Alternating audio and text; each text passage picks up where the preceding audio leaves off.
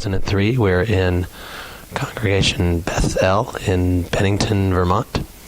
And we're here with Amy Jo and Bob Montgomery. And maybe you can start out by telling me how you ended up in Bennington. I'd like to hear all about it. I lived in the Bronx with my mother. My mother's sister moved to Danby first, and they took over the general store there. It used to be owned by the Rosens, and my aunt took it over with her husband, and she asked us to come live with her. And then we moved up this way to be with my aunt and live with them for about 2 years. So were you a kid then? I mean, you were fairly young, right? I was 10, Yeah. and I had come from the South Bronx, which was pretty integrated with a lot of different types of people, not just Jewish, but there were Germans, and there were the Hispanics, and there were the African Americans, and it was a melting pot there. Now, I'm remembering back to when I was 10. I mean, when you're 10 years old, you take a lot in. So, in other words, whatever impressions you had, you'd still retain. I mean, what was it like to move here? I'm not thinking so much just being Jewish moving here, but being from New York City. Well, it was a culture shock because I didn't know where all the African Americans were, and I kept looking for them. And it was just very different here, just the space, the greenness. I missed the cement, I think, and the stoops and the little corner stores. It was just very different. I felt very isolated here in that respect. So that was very different. And the kids at school were very different towards me. So I had a very New York accent when I first came up here, and the kids would make fun of me. And I dressed differently. And the holidays were different for me here than they would have been in New York. But luckily I had about 10, maybe Jewish kids were in our class, about 10 at least, so I could form some sort of relationships there and have a little bit of a community within my own class, but still feeling very like an outsider for quite a while. Did it feel important then? It sounds like it felt important to make friends with other Jewish kids, or was that because you felt an allegiance there, or were more comfortable, or because it was necessary if you wanted to make any friends? You know what I mean? Yeah, it wasn't so much the kids as the parents. I was just talking about that today with you, that the parents weren't very accepting of me. And later on, as I was older, I started making more friends with the Catholics. And that was really hard because there was a Catholic school here that closed down. It was a high school here that closed down. 1967. Yeah, and I was really good friends with a lot of the girls there. And if I would go over there, the nuns and everyone just didn't want me there. And a lot of my boyfriends, if I was going out with someone who wasn't Jewish, the parents were very negative about having me there. So that was a problem. It always was. So then you would seek out some of the Jewish kids to be friends with because it was safer to be with them. I assume that changed at some point, or maybe not. I don't know. It's a bit better. It's not, it's better, but it's always there for me. It's a stigma, I suppose, in a way, that I think a lot of us carry. Maybe some of us don't show it as much, but it's always there. Is that, I'm just wondering how it manifests itself. Is it just the typical small town? I think so, because people don't talk about those kinds of exclusions. They just happen quietly. Well, some of the people were pretty vocal, why are you hanging around with a Jew? And it did happen. I mean, I could have been a black person. It would have been the same thing because they were just as bad to them when they were coming in here, too. There's not many black families here, maybe 1 or 2 at the most. But there are a lot of black students that come to the SVC, Southern Vermont College, and they weren't treated very well here for a long time.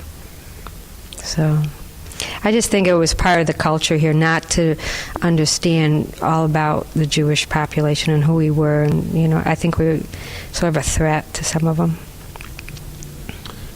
Now, there had to have been, obviously there were Jews here for a long time before you got here. Right. This temple. Right. What do you know about that group? It was hard to sustain it. We didn't have a rabbi for a long time. We used to rent them on high holidays. And I don't know, probably Rabbi Cohen knows more about that, but we did have some rabbis that didn't stay very long. I don't know if it was because of the money or just because there wasn't enough participation. that might have been part of it too. But I think the congregation still stayed together and hung on, and that's why it's here today, I believe. But there was never one particular rabbi, like as long as Rabbi Cohen's been here. Were the from what you know, were the Jewish families who lived here originally, the ones before you, primarily also here because your family was to run businesses? Oh yeah, most of them, all of them had a business, didn't they? Every single one of them had some sort of a dress shop or a clothing shop or something around here, right up on Main Street. There were a lot of Jewish businesses. Yeah, and jewelry, yeah, definitely. Do you remember the names of some of those?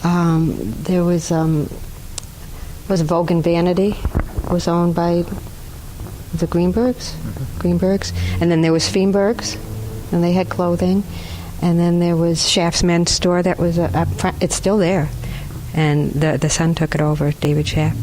And there was Saul's. Saul's was a clothing store that you shopped at.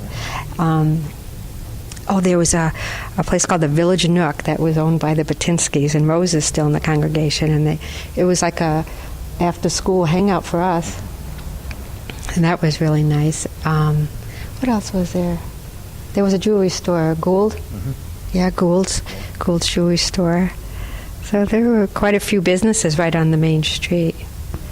Were there any Jewish people who lived not in town but outlying areas, on farms, that sort of thing, that you were aware of? Well, you grew up here, so I guess you'd know. I did grow up here. Yeah, I mean, you should feel free to jump in at any point. Okay. As much as you want to. All right. I don't want to.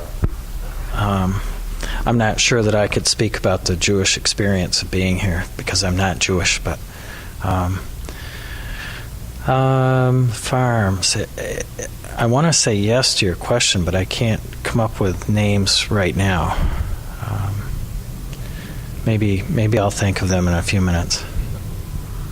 As you remember, it was pretty much a population in town running businesses. My uncle had a TV radio place on Main Street where he was selling all the newest, radios and consoles and TVs. I mean, when all that was starting to become a big business, and he would make house calls, and he was pretty popular. And then there was a Greenberg store right across the street that is still there and does a lot of. It's a hardware store. Joe Shocker. Joe Shocker. He was the junk man. Joe Shocker was a junk man. He owned like a junkyard. Yeah, we used to live with him, so I know a little bit about him. My mother was taking care of his wife who was dying of cancer, so we moved in with them from my aunt's house. That's where we went. So we also seem to insulate ourselves with Jewish people, I don't think I asked you, how did the family, you said there was a store in Danby originally. The Rosens owned it. They end up there? Okay. The my aunt's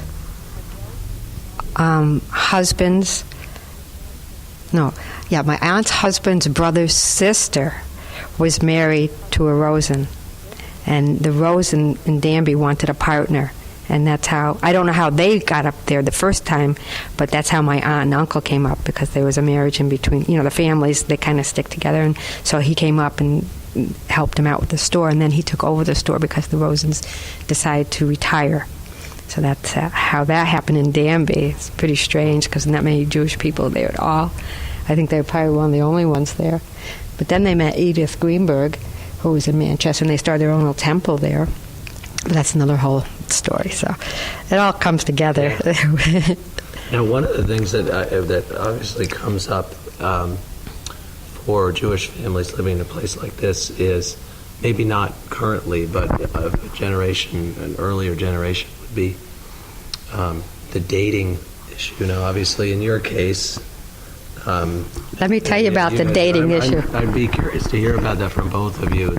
Well, the dating issue with my mother was, I think she sort of gave up on me, because even though she would have preferred me to be with someone Jewish, okay, and looking at who was in my surroundings in Bennington, and I had no romantic interest in any of the 3 or 4 boys that were in my class, I think she sort of gave up on that and said it would be fine if you married outside of your religion, as long as, you were in love and he was a respectable person. But I think she gave up on that.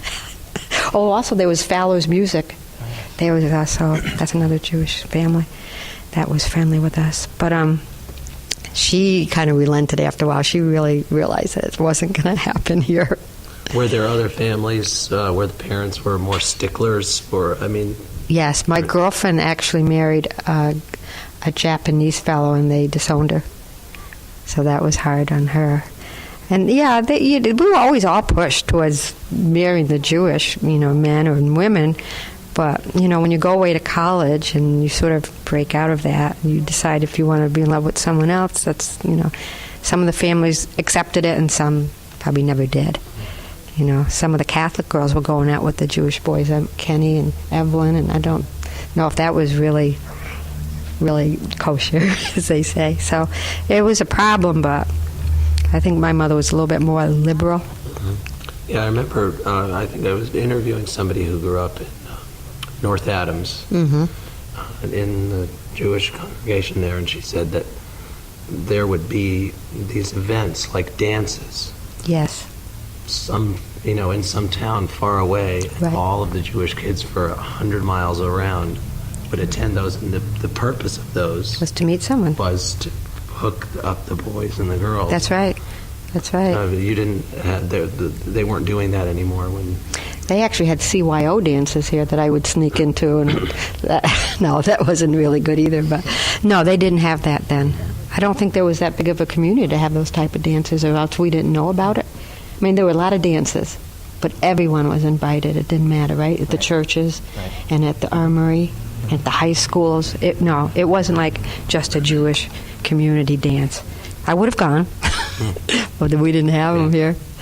So, Bob, may I ask you to talk about this a little bit? Sure. Yeah, I mean, I think your perspective would be pretty interesting. Well, Amy, Joe, and I met each other actually in 1966, and we had a common class. We were lab partners in high school, and I was very much attracted to her at the time, and I was in a fairly committed relationship, but we did have a lot of fun and interaction together, and I found her to be a little standoffish, or I was actually thinking that she was kind of running away from me, and it was just flirtatious. But we found out years later that it wasn't, and I had a parent that was very strict as far as dating went. That was my father, and my mother was a little bit more liberal, and I actually did date an African American girl a couple of times. I didn't look at race or religion as being a barrier myself, but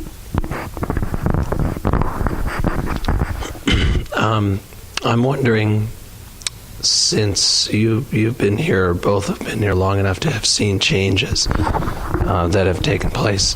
It's my perception, but I could be wrong, that all right, there are, I think, something like 5,000 Jewish people in all of Vermont, and it's my perception that a lot of them came here in the years since you've been here. In other words, in the late 60s, the early 70s, and since then.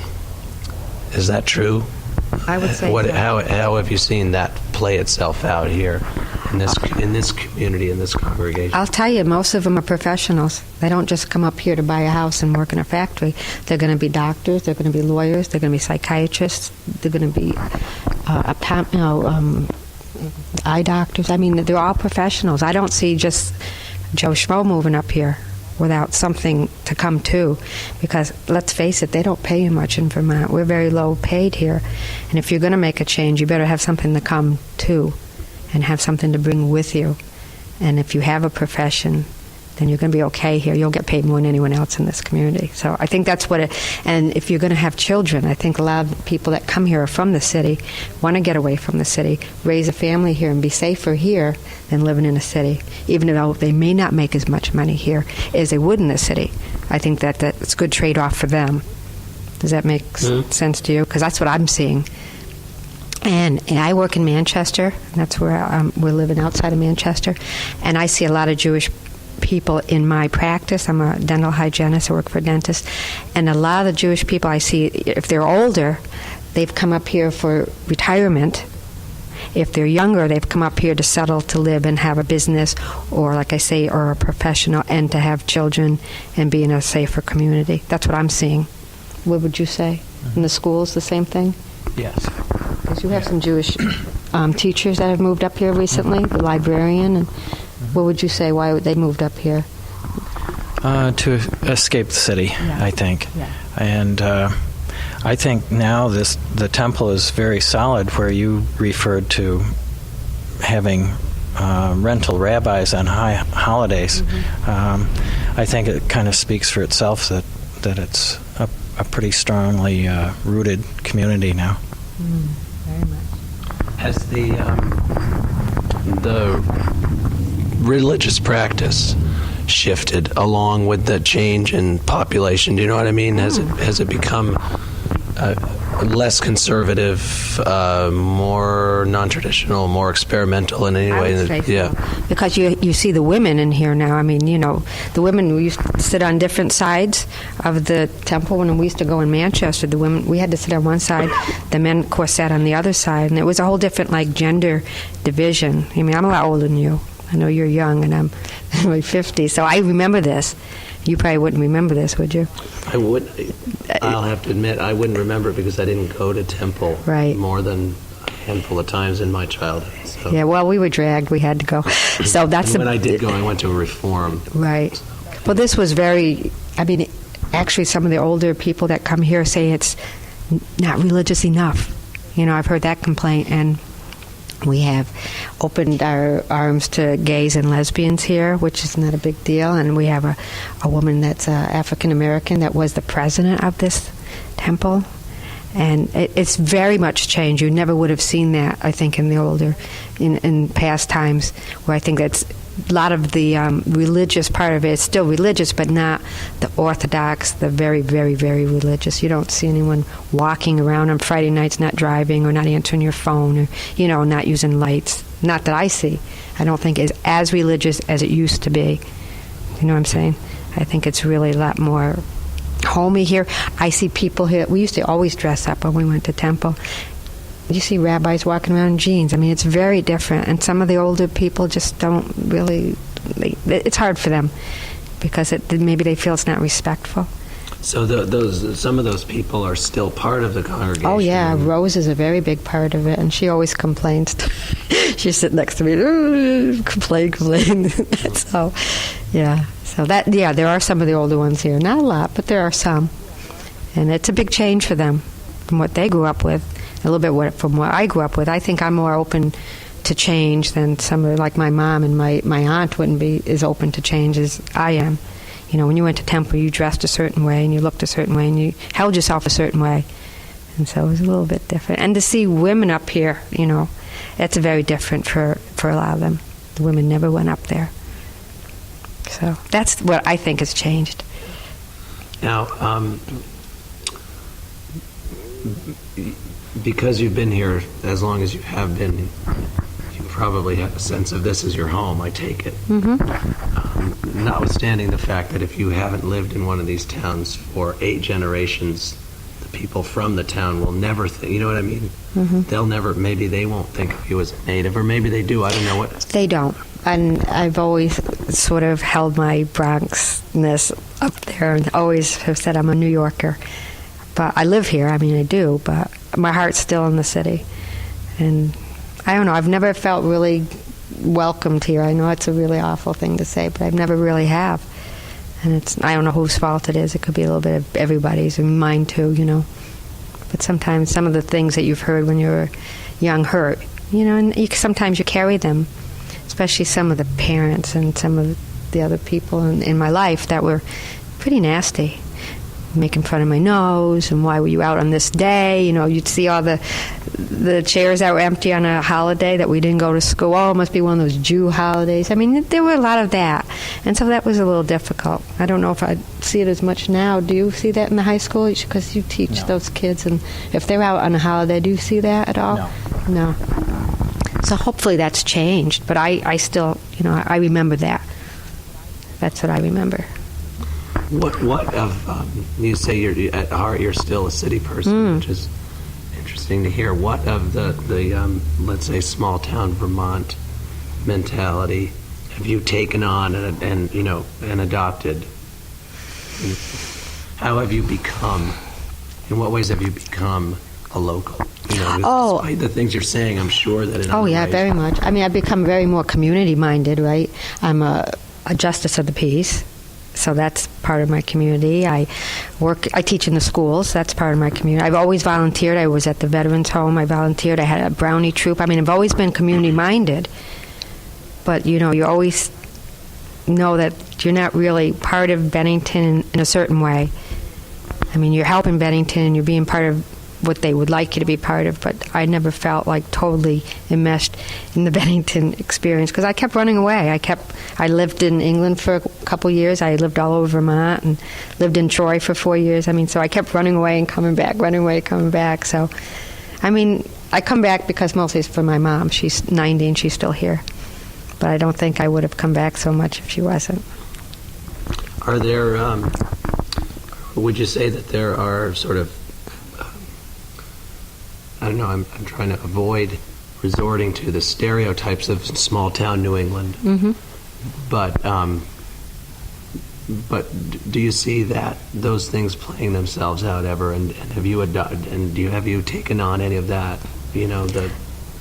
Whether it's the positive things like attending a town meting and things like that. We do that every year. Yeah. We have a garden. I mean, these are things I never did, These are things that you don't do in the city. You don't have a garden.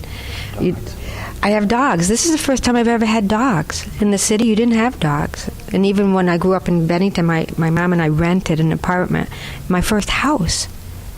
Okay? So, I mean, I'm sort of like catching up to what everyone else has already had.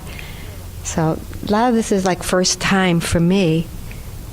And I think that's become more of a local person. I don't live in Bennington anymore, where I just used to walk. I have to have a car now. We live out in the country. So that's a lot different from what I was used to. Or even getting a wood stove. So, that's a lot different. You're just, the city in Vermont it's just such a clash when you think about it. When I came up here, I can swim, but I didn't know how to swim. I never rode a bike. I don't know how to roller skate. Those are things you just didn't do in the city. My mother wouldn't let me off the stoop. If she could have tied me to it around my neck, she would have. So you come up here and you're pretty green. It's not funny. So, and I guess you probably had something to do with getting her used to these things. Huh? Yeah, I think I did, and it's an ongoing project. Oh, very funny. It is an ongoing. I mean, I still haven't walked the full length of our land. I'm afraid of this. It's swampy out there, and I'm not real comfortable with that. The woods kind of make me nervous. I don't like really going too deep into them. And I'm just more of a city person. I feel more comfortable when I'm out in the city. But I am getting used to it. I am. I really am. And he's helped a lot. Now, your son, who I take it is in his early 20s, mm-hmm. right? Is he, do you expect him back in Bennington, or is he going to move on? I'm curious to know where the next generation goes. We could tell you about a couple of them. Yeah. We can tell you about Eddie, and we can tell you about Bobby. Yeah. These are his sons from a previous marriage. Yeah. I think we look forward to Eddie and Bobby coming back. Bobby is a glass artist in Denver, but misses Vermont very much.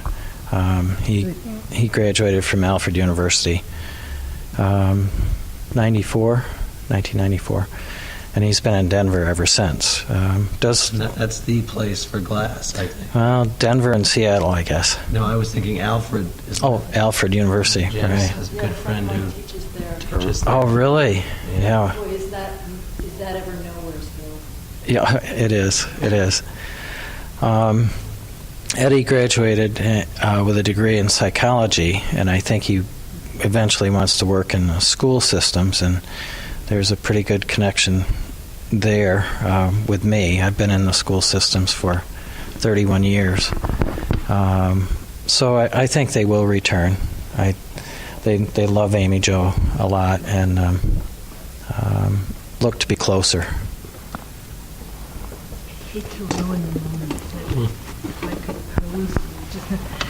Bobby married outside of.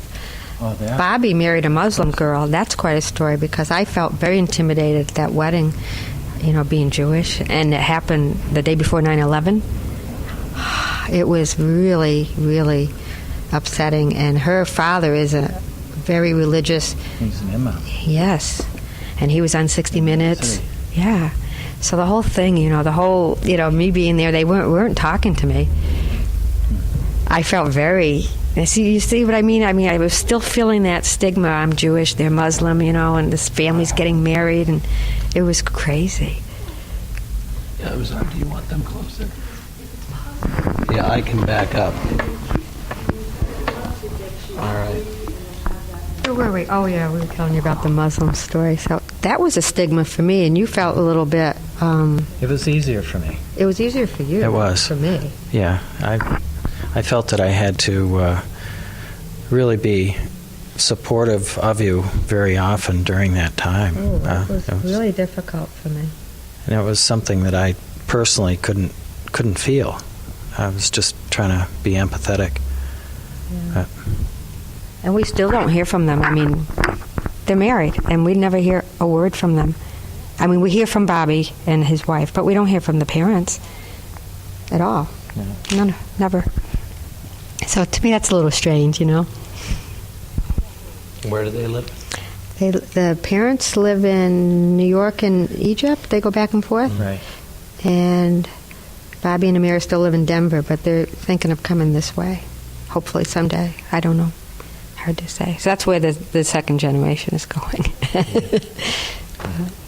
But they're respectful of my religion. They have, wished me happy Hanukkah and things like that. They don't remember all of them. They can't. How can they possibly? But they're respectful of me and us. Mm-hmm. So that's nice. I don't think I've ever heard a cruel word from them about my religion. If they have said it, it wasn't to my face. So that's nice too. Another thing I'm wondering about, which I guess really can pertain to any Jewish person in the country, not just in a place like Vermont, but for some people, the Jewish place in the world is Israel. Right. And I'm wondering how, and everybody has a different approach to that idea, and some people may not feel that way, and some people may feel that it's true and contribute to Israel. I mean, there's a gamut of possible responses, but I'm wondering how you feel about your role as a Jew, as a person living in America and Israel. Do you feel like is that the Jewish homeland for you, or? Oh, yeah, in my mind it is. I mean, in reality, I don't know if I would ever get to go there because I'm very afraid of what's happening there. I wouldn't feel safe there. If it was peaceful, I wouldn't have a problem going there. I'd love to visit. My sister's been there, and she's always said you have to see it before you die. When I was younger, I used to think about living on a kibbutz just for the experience. But hopefully someday I'll get there. I mean, definitely. I do feel like that's our homeland. So you feel like living here, even though you've been here for so long and in the United States all your life, it's still not quite. It still pulls at me because I know that's where everyone, that's in the Jewish, in my thought process, that's where a lot of them would go. My cousin's been there very many times, Sammy, and they went back every year for a while. I think a lot of the Jewish people at least want to see it for at least once in their life to see what it's all about, and I wouldn't mind either. It's not that I don't want to go. I'm a little scared because of, what's going on right now. I don't think I'd feel as safe. But yeah, I'd love to go. It's a sad thing that I've been there years ago. My mother was from Israel, and I haven't been in a long, long time. And ever since then, especially now that I have a family, I have family there. My mother's family's all there. I've always thought, well, it'd be nice to go and visit so that my kids can meet all their cousins. Well, maybe next year it'll be getting better. Right, you maybe keep next year hoping. Things will be getting better, and for a while it looked like that was happening, and then it's always. I know, it's always like next time, Yeah. next time. You hope within our lifetimes we do get to see it and to go. Because I hear it's wonderful. Everyone that's ever been there has told me how beautiful it is. I want to go to the Wailing Wall. I mean, all the places I've heard about. I want to float in the Dead Sea. I want to do all those things. That would be wonderful. So We do talk about it. yeah, we do talk Yeah. about it. But I don't think we feel safe enough even to go anywhere at this point, especially out of the United States right now. I don't feel safe about it right now. But someday, hopefully. I mean, the next place for Jews, I guess, is Florida. I've been there enough times. But that's also like a little holy land there, A lot of the Jewish people have settled down there, so. At least in the wintertime. Oh, definitely. Definitely. Yeah. So, Bob, can you talk a little bit about your background? I mean, you grew up in Bennington, is that right? I did. A small town outside of Bennington, Shaftesbury, and went to Mount Anthony Union High School. Actually attended a small high school before this district became unionized, and that's when I met Amy Jo. I think we probably traveled in the same circles, being high school kids, but never really got together until our senior year in high school. Then I went away to Missouri to do my bachelor's degree and came back, not looking to teach, but was convinced that I should, and have been here ever since, I guess, 31 years. And is your extended family still living in this area? It is. The It is. sisters are here. Yeah. Mom and Dad have passed away, but the Right. sisters are still here. And some cousins. Cousins. Oh, yeah, cousins. Yeah. A lot of cousins. Lots of cousins. Right. Right. How long has your family been around? Oh. Probably at least 4 or 5 generations. So you figure they came, what, like the... No, not with the laryngitis, anyway. Thanks. Like mid-1800s? Back Yeah. that far, it sounds like. Yeah, I would say mid-1800s. Yeah. Do you know where they came from? Nova Scotia, Canada, primarily. Yeah, Scottish background. And did they farm? Yes. Yeah, they were very poor. I was poor when I grew up in this area. My parents actually both living on what they called the town farms, and they were just farms that were functional for families that could not afford to live during the Depression, and that's where my father grew up, as well as my mother in Arlington, Vermont. So I guess I know a little bit about what it's like to be poor. Mm-hmm. And this was a very poor area at one time. Mm-hmm. Did you grow up in a more farming environment, or by the time that you came along, were they living in town? Living in town. My father and mother built their own house in 1950 at a cost of about $2,500, I think. And the house still stands today. It's still livable, and built it on land that was owned by his uncle. So it kind of has always been a Montgomery homestead. And I was very close to my grandmother, who died in 1960. She was born in 1882, and we used to talk about the changes that she had seen. And once again, she came from a farming family, too.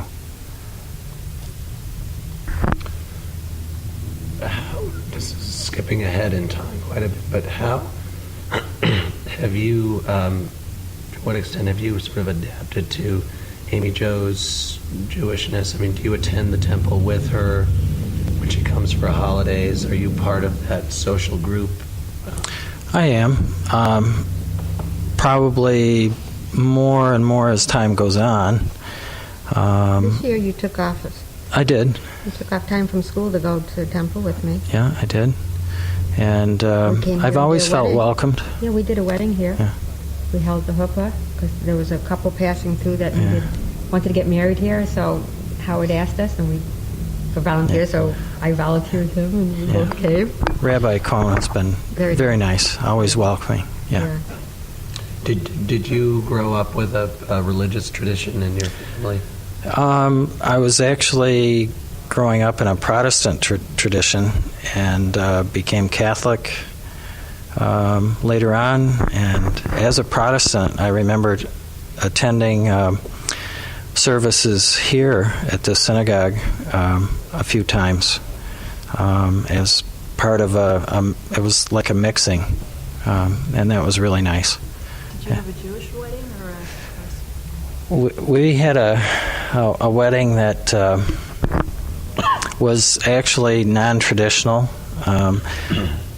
Amy Jo's one of her colleagues is a reverend, but her sister and her partner were very much involved in the wedding, and we were actually married in our home. And I made him step on the glass. Yeah. And we wrapped a glass because my sister's Jewish, of course, and so was her partner. And they were very much into it. They put like a rainbow flag around us, and they did a Hebrew prayer. It was really nice, and my mother was there. So I tried to incorporate a little bit of my religion into it, but we didn't get married in the temple because, we don't, well, I thought it would be nicer at home, and it was really nice. Sounds wonderful. It was really nice, especially with my sister there, my mother, and your family was there. Yeah. Were both families comfortable? Yeah, it was wonderful. Yeah, it's been a good melding. It was a very good melding. My mother adores him. She doesn't care. She absolutely loves him. And my sister adores you. So, yeah, it's really working out well, finally. It takes a while, but it works out really nice. Could you, Amy Jo, tell me a little bit about your grandparents and their background? You grew up in the Bronx. How did they get to the Bronx? That story. My grandmother came here first. They came from Russia. And my grandmother knew my grandfather back in Russia, but she wasn't in love with him. She was actually in love with someone else. But my grandfather followed her, and she wasn't married yet. So she figured she better get married or else that would be it, So she married him. They had the children, my mother and the sisters. They had a family. My grandfather was a painter. He painted houses. I think my grandmother stayed home and raised the children and plucked chickens, things like that. And they were just very, very poor, too. We didn't have much. And some of my grandfather's family went to, are in Africa. Some of the brothers went to South Africa. My grandmother's, her family stayed where they were, and of course, they died in the war.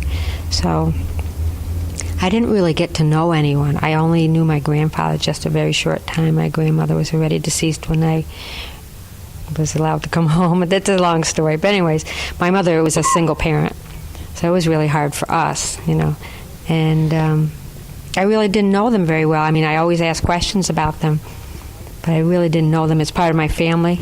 I remember a few Friday nights being with my grandfather. We had a boarding house in Far Rockaway, and I remember Friday nights being very quiet and very religious. The lights off, and no fooling around, no TV, no nothing, because it was a Sabbath, and so I remember those things. So that was kind of neat in a way, but I really don't know them. Yeah. So you don't know, for example, where in Russia they came from? My mother tells me it's a little town called Dvinsk, and I don't know if it's really still called Dvinsk. They changed names of the places. And there's no papers on anyone. Everything seemed to have been destroyed. And my grandfather changed his name when he came over here. He had a different name. He didn't like his name. So, and everyone's names were sort of changed when they came through Ellis Island. So there's a lot of, there's no continuity. I don't know how you go back sometimes. So that's kind of hard to follow the paper trail in a way. But, yeah. One more over here. Oh, what? I just wanted to One more picture. I think to set you up. Okay. Yeah, I think I've asked all my questions. Did you get what you needed? Yeah. Well, I'm very pleased. Yeah? Yeah, It was okay? absolutely. Yeah, unless there's something else you're thinking that you wish you'd said that I haven't asked you about. What did that signify for you? Like, did that have anything to do with this place? Like, what, New England, or what No. this kind of, like... Actually, the rainbow flag was used with my sister and her partner had a commitment ceremony. They've been together 39 years. And when they had their commitment ceremony in New York City, they used the rainbow flag for their ceremony. So she wanted to pass it on to us. Yeah.